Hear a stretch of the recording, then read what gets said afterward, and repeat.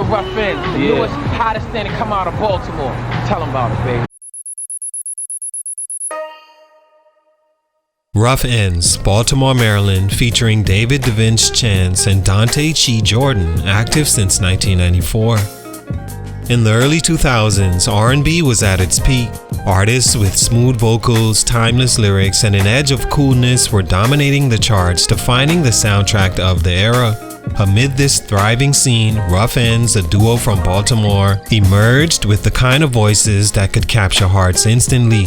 Davinch Chance and Dante Jordan weren't just two guys with talent, they were storytellers who channeled raw emotion into unforgettable music.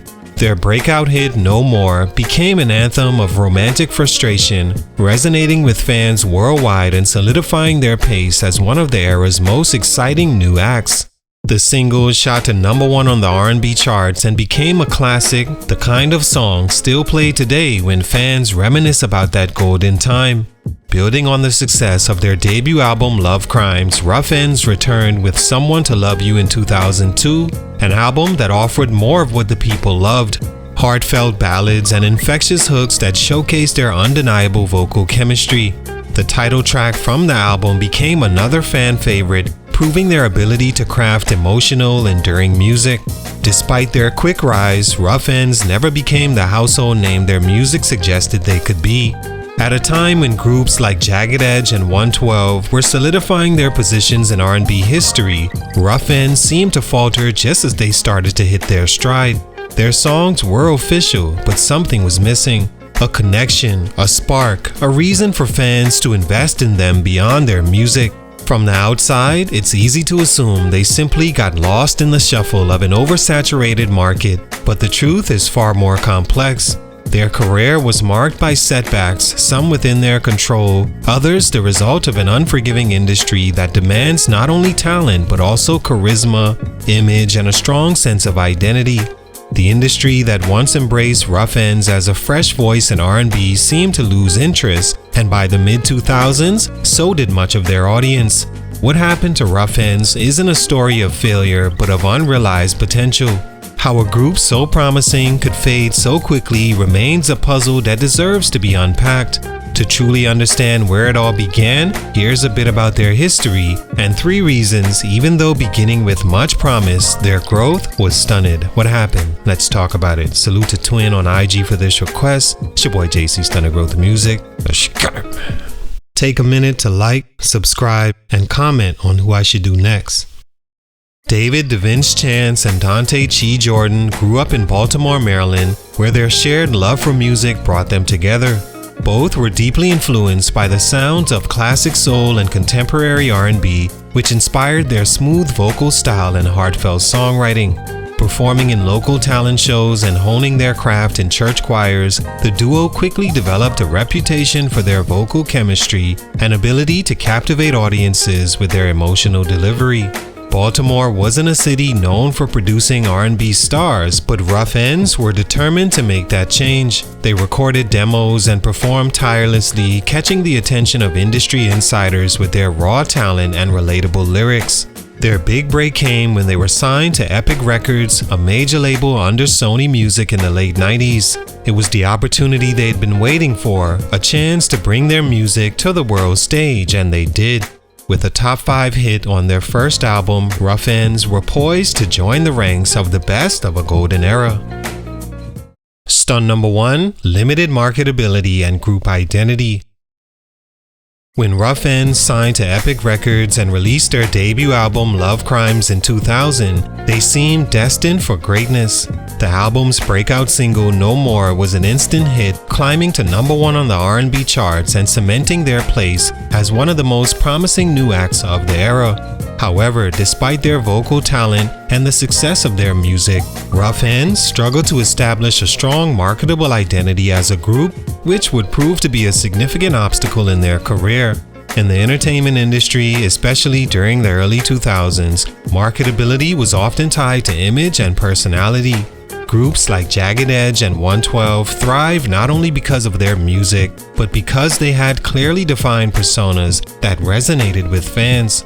Jagged Edge had their rugged yet romantic appeal, while 112 exuded a polished charm that made them aspirational figures. Ruff Endz, by contrast, lacked a distinct hook, so to speak, that set them apart visually or culturally. They came across as talented but unassuming, relatable, yes, but without the magnetic presence needed to captivate a broad audience. This issue extended beyond just their image. As a duo, Ruff Endz didn't showcase the type of dynamic chemistry or larger-than-life personalities that made fans feel connected to them as individuals. Their music stood out, but their presence off-stage didn't demand the same attention. In interviews and media appearances, they often seemed understated, blending into the background rather than commanding the spotlight. Without a strong identity to build upon, it became harder for Ruff Endz to compete in an industry where success often required more than just good music. Their relatability, while endearing, didn't translate into the kind of lasting impression that turns casual listeners into lifelong fans. This lack of marketability would ultimately limit their rise beyond their initial success. Stunt number 2, industry politics and label struggles. After the success of their debut album Love Crimes and its hit single No More, Ruff Endz looked poised to solidify their place in R&B with their sophomore release, Someone to Love You, in 2002. The album produced memorable tracks including the heartfelt title song, which showcased their ability to deliver emotional ballads.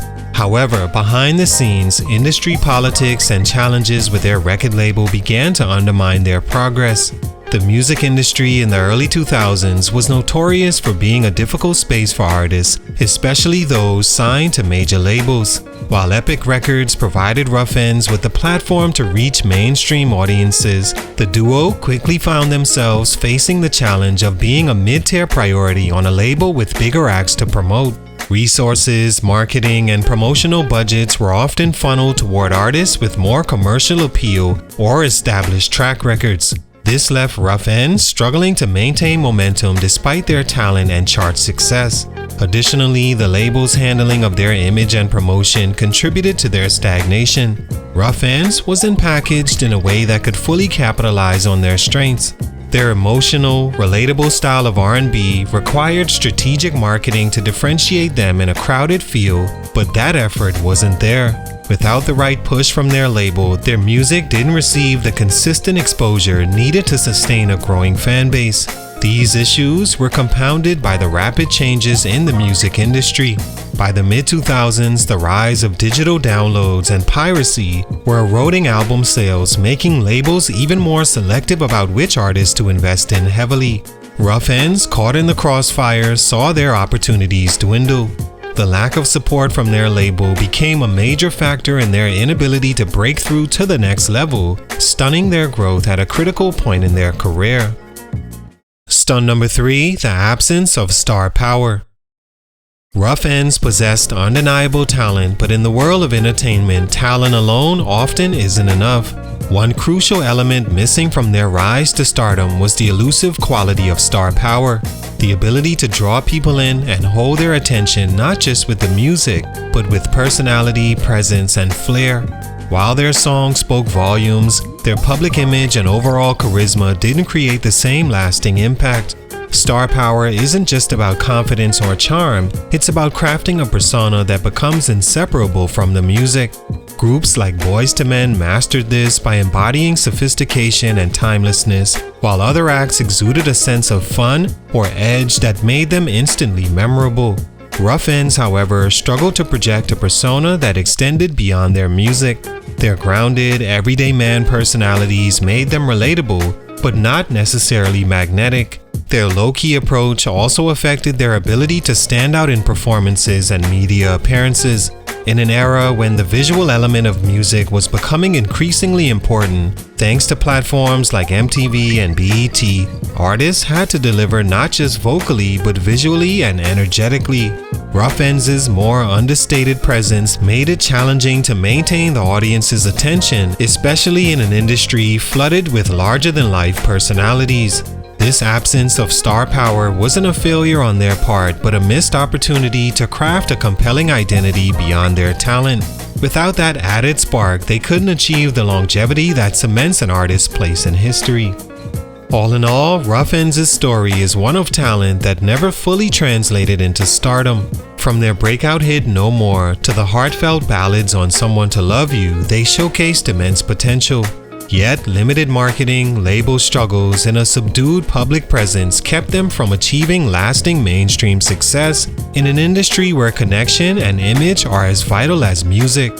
Even with these challenges, Ruff Endz continued creating music, reuniting years later to release albums like Soul Brothers in 2018 and Rebirth in 2020. Their later work showcased the same vocal chemistry and heartfelt style that endeared them to fans. Though they didn't reach the heights of their peers, Ruff Endz carved out a space for themselves in R&B history. Their timeless music lives on, proving that while their commercial peak was brief, their artistry remains meaningful to those who connected with it. Salute, much respect, but for these reasons, musically, their growth was stunning. It's your boy JC Stunner Growth Music, and I'm out.